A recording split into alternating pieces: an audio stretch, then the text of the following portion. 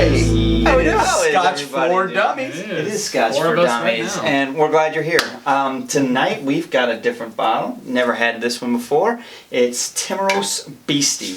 And this was a gift my wife picked up in the liquor store for me. She thought that we'd never done it, and it's funny, I'd been looking at it. So glad to have it on the bar. Tell me something about it, you guys. I don't know what we've got going on. It's a Scotch. It is a Scotch, but it's a blended malt.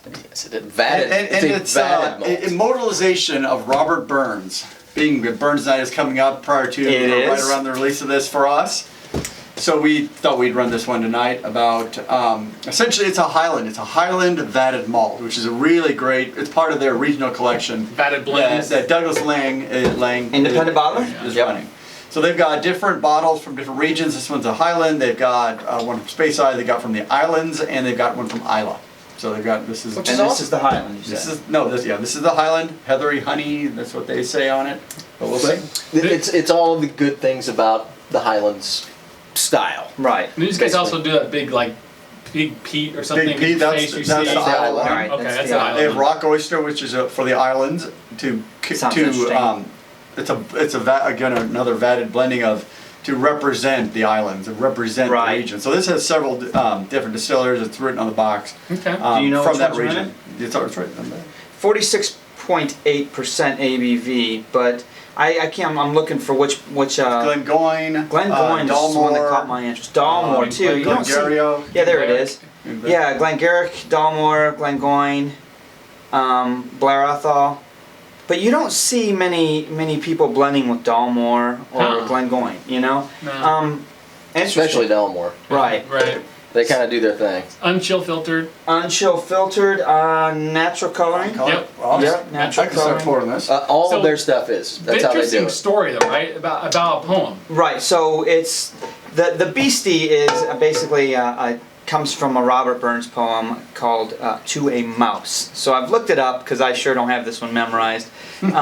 But in honor of Robert Burns, and this is going to be a chopped version of my best. We're going to get a lot of comments This on is going to this. be great. The original wording and then the poem in modern English, and I'll just do a verse or two. But we sleek hit koren, timorous beastie. Oh, what a panic in thy breastie. I don't know if I can keep going. You're right. What does that mean? Little well-groomed, cowering, timid beast. Oh, what a panic is in your heart. So you have to keep going That's and a read cool down if you story. really want to go all the way down. But it is That's an a poem, interesting man. poem, right? So take a look at it to really give it some justice. So are we saying that this Scotch is something that's going to be pretty big and opening up, and we're looking forward to some heavy flavors here, No. you think? No. It's Okay. going to be the opposite. This will be light. It's a A Highland, light, so you're gonna easy- have heather and honey Honey and and lightness. I mean, you can look at the color. There's there's almost no color to it. It's not specially casked in any unique. Wow. Do we know any of the? Do they use older malts in this, or is it all fairly young juice? It's a that's- non-aged material. It's non-aged. I have no idea. That's a good question. One thing that's interesting that I'm looking forward to though is it's a blended malt. So there's no grain whiskey in this. No. And I'm interested to see what that brings forward. The other blended malts that we've had, we've enjoyed quite a bit. Right, and the fact that this is bottled at 46.8%, some of your other more popular blends are blended at 40, so Yeah, this maybe 43 if you're yeah, lucky. exactly. It's an interesting nose. I mean, it's got... It smells like the Highlands. Oh wow, yeah. It smells like a spring day. It is. There's it smells like pure honey, like just Well, see, I'm rich, getting some floral. sugary. Yeah, I am too. Like they say heather, and I think that is I really get distinctive. I get heather and I get orange blossom too. No. Light though, it's really airy. Yeah. Something else. It's an airy. Nothing note. about it is heavy or oppressive. Yeah. What is that smell? Come on. It reminds me of like a It's got some legs, fabric though. softener. I mean, almost that light. I tell you what, really at the base of it, deep down, I get a little bit of vanilla. It's in there. It's There's in a there. little bit No, of I'm not sweetness. surprised. It's almost like a Ricola, too, like those A Ricola? Yeah, there's Yeah. like camphor. yeah, that honey, the honey cough drops. A little bit of that in there. See, It tastes and- just like it smells. Aaron and I, it's opening up and it's changing to me. It's very Something very else. light and floral. But What is weirdly, that? I got a little. It tastes a little bit of smoke to me. Now, it's not peated by any means. Maybe it's char off the barrel or something. That could be. Everything else is so light that any heavy flavor will just pierce right through it. Wow, that's different. That's got a little bit of punch.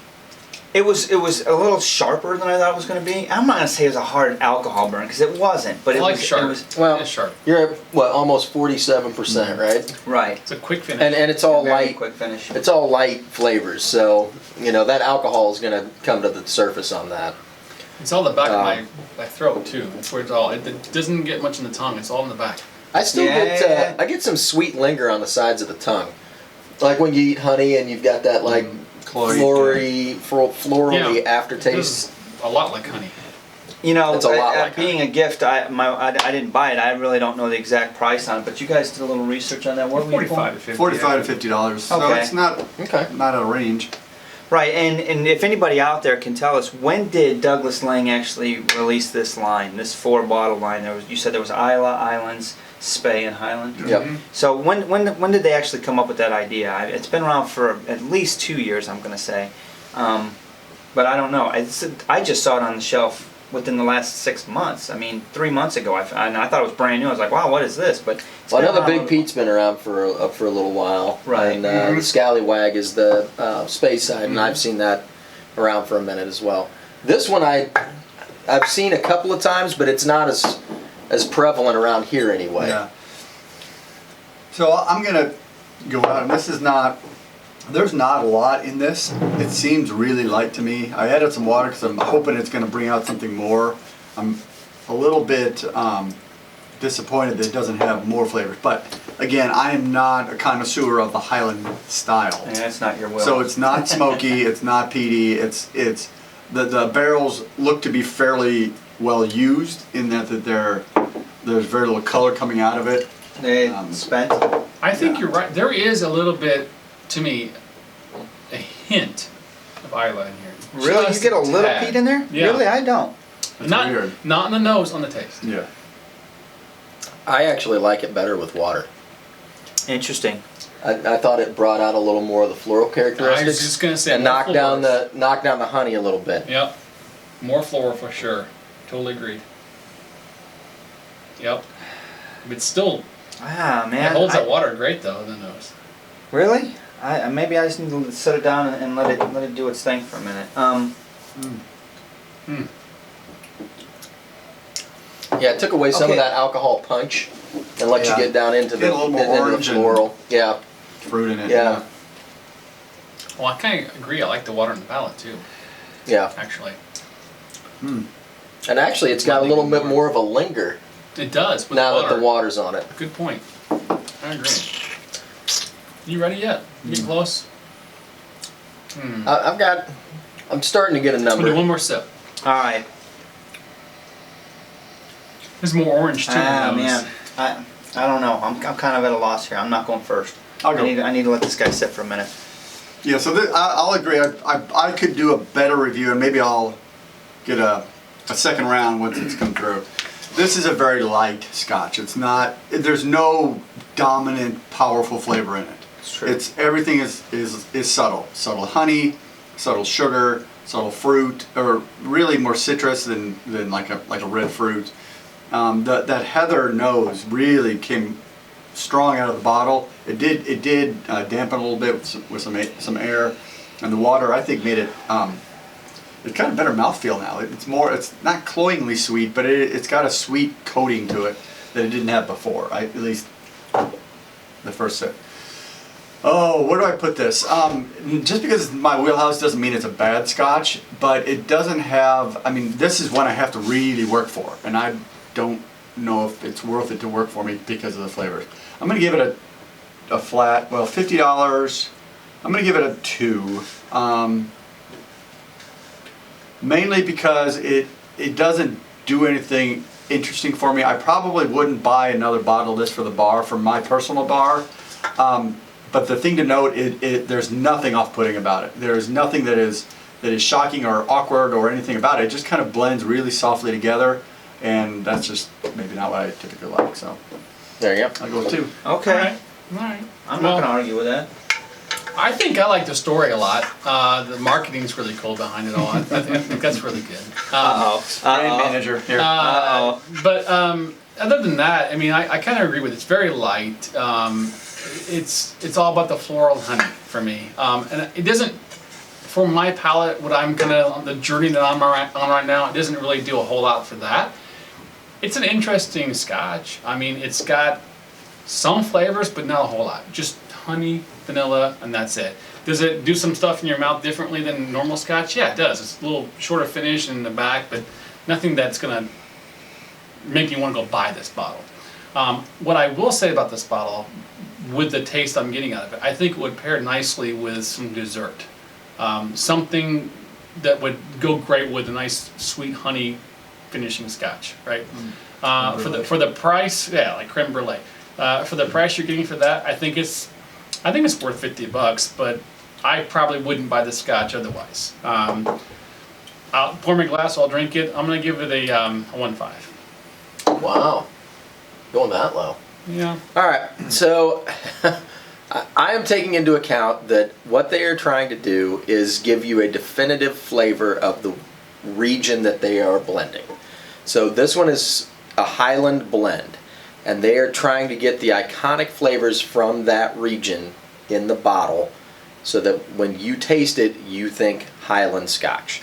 The same with the Isla, the same with the Islands. All of those Scotches that they're blending, they're going for a specific, distinct characteristic of that region. So do I think that they accomplished that? Yes. I think this is a definitive Highland Scotch. When I think Highland Scotches, I think light, I think honey, I think floral. There's usually nothing off-putting about it. They usually do a pretty hard cut on the feints and Pretty stuff. plain, I mean, yeah. they don't get a lot of like really off-putting weird flavors. They're going for a nice, clean finishing Scotch, and I think that this is definitely in that category. The nose, while it didn't have a whole lot of like crazy stuff going on, nothing off-putting about this Scotch on the nose, on the palate. Everything is crisp and clean, just like I would expect. Flavor profile, you get the honey, you get heather, you get orange blossom. With water, I thought that the floral notes came out a little bit more. The honey was a little bit depressed. I like that they bottle it at almost 47%. I like that they're not doing any coloring, no chill filtering. They're doing things right. And it intrigues me to try some of their other line because I haven't had a chance to try. I've had the Big Pete a couple of times and I liked it. But I enjoyed this. It was exactly what I was expecting from this. And for $50, this is a good, just sitting around every day. I put this in the same category with like a monkey shoulder, but a different style. So if you wanted a little bit lighter Scotch, this would be it. So I'm going to give it a 2.5. I think they accomplished their goal of what they set out to do, and I like the glass. I'm not going to have any problem pouring a second glass. So that's where I'm at. I would agree that this is something that you could drink for an evening. I mean, it's not too powerful anyway. I mean, if you're looking for something to have like a mental exercise in picking out flavors, this isn't the one. But it's not. But if you're just looking for a nice glass of Scotch, you don't want to feel guilty about drinking, this is a nice glass. And I feel like Eddie Murphy in Coming to America, when I'm just like, who's next? And I say that because I kind of have to say I agree with all three of you. And I was smirking at you because you're stealing some of my thunder, but that's what I get for going last. Go first, and that's right. If you want to be the guy that's leading the way, and I'm not. So your comments I absolutely agreed with in the beginning, right? And then when it got around to you, I was like, gosh dang it, that's honestly, I was starting at 2, and by the time you got done, I was in between a 1.5 and a 2. And then I started, before you started talking, I started thinking about what is this glass really, what are they trying to do? What did they do here? I gotta say, I think it's a great representation of Highland.